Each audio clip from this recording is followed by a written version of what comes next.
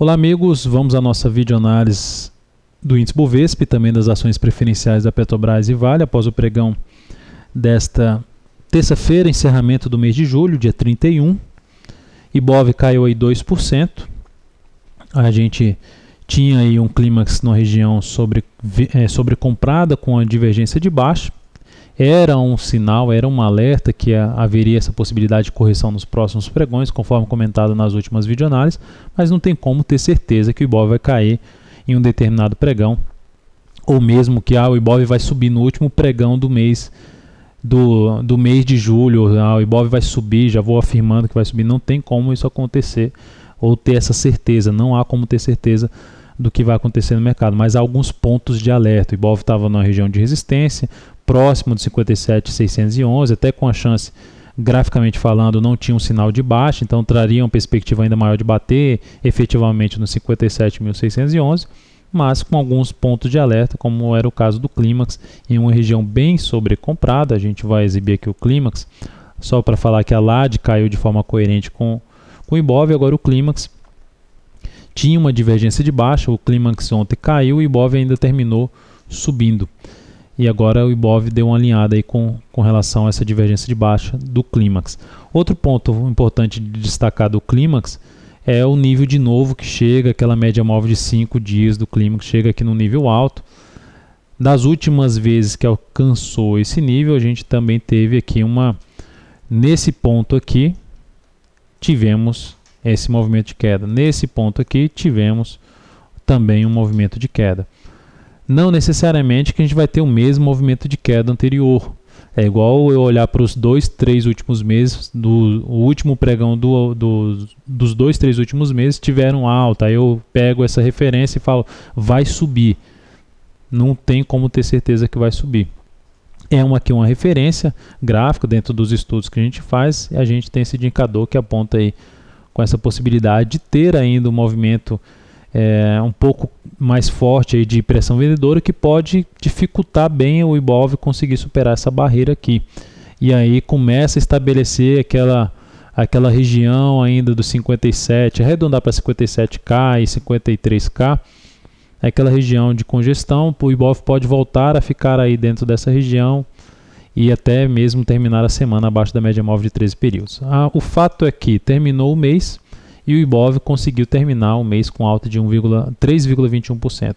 Foi um sinal de alta? Não, ficou dentro da máxima e basicamente da mínima do mês anterior. Fez uma mínima um pouco abaixo, ou seja, se a gente pegar em termos de máximas e mínimas, foi um mês de máxima e mínima descendente, apesar da alta de 13,21%. Então, para o Ibov gerar um sinal um pouco mais forte de alta pelo gráfico mensal, ele teria que não só superar os 57.611, que seria o primeiro bom sinal, mas fechar o mês acima da média móvel de 13 períodos. Isso representaria basicamente estar acima dos 60 mil pontos. Então, isso seria um sinal mais significativo, porque seria a formação de um fundo ascendente no Ibovespa, voltando para cima da média móvel de 13 períodos e trazendo uma perspectiva um pouco melhor no curto prazo e até mesmo melhorando o cenário de médio prazo para o índice. Olhando agora para a Petrobras, PETR4 terminou o pregão com queda de 4%. Com essa queda de 4%, o mês que estava numa boa alta, continuou em boa alta, 6,85%, mês de julho. Conseguiu até superar a máxima do mês anterior. Essa já deu algum indício positivo, mas é uma reação ali em cima da região de suporte de um ativo que a gente pega pelo gráfico mensal, que está com tendência de baixa, topos e fundos descendentes. Primeiro ponto de reação desse ativo também seria igual ao do Ibov, fechar acima dessa média móvel de 13. O mais forte em termos de reversão de tendência, para ter uma tendência de alta de longo prazo melhor para a Petro, ela está um mês acima de 25,50. E isso seria um sinal forte de que ela gerou aqui um fundo duplo no gráfico mensal e que sua tendência de longo prazo passou a ter um aspecto mais positivo para a ação. Enquanto estiver abaixo dessa média móvel de 13 períodos, ainda abre a possibilidade de, depois de uma alta de curto prazo, essa ação voltar a declinar para essa região importante de suporte dela na região dos 18 pila. Então, pelo fechamento dela no gráfico aqui diário, não vejo nenhum motivo de compra, até mesmo não tem pelo G60 um sinal de entrada.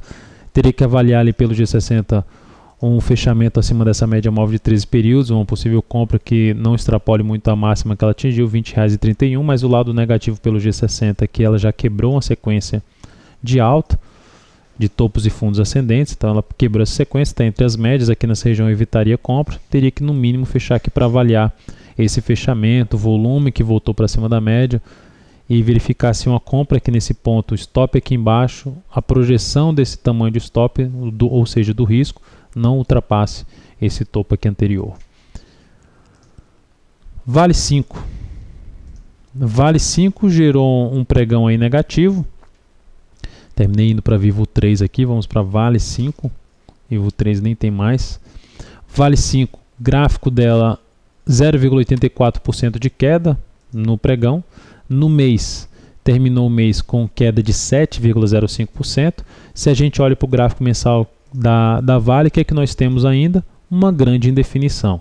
Se você opera Vale pensando no médio prazo, pensando no longo prazo, ou seja, você não está querendo, você está querendo entrar na ação num prazo maior, mas quando tiver um indício mais forte de subida, isso teria que acontecer um fechamento de um mês acima dos R$ 43,00. Enfim, sair dessa macarronada aqui, desse enrosco que está aqui nessa ação.